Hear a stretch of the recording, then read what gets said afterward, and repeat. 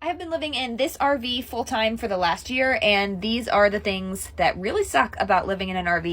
Okay, so the number one thing that I hate the most about living in an RV is freaking showering. We have a shower. This is our shower, but the water pressure is not super great, and we don't have a ton of hot water. And also, if you're out boondocking, which I've made some videos about that, but if you're not plugged into water at a campground, water is a very precious resource. So you're kind of taking military showers pretty much all the time, and it's just not very satisfying. And then when you get out of the shower, everything is kind of wet because, I mean, you don't have a bathroom. It's just like in the middle of your RV. So overall, I really don't like the shower situation living in an RV. So we typically will shower at a campground or something like that. Like we'll go to a campground just for the purpose of showering.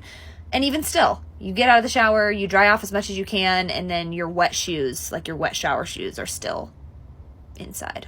So 0 of 10 recommend showering ever. Just kidding. You should definitely shower, but you should also complain about it if you live in an RV.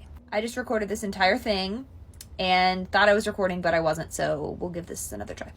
Second least favorite thing is that things break literally all the time. Like for a while, I thought this was just a me thing, but it's definitely not. I talked to other RVers who say that things are just constantly breaking, and it's so much worse than you might expect because nine times out of 10, you don't know anyone in the area that you're traveling in.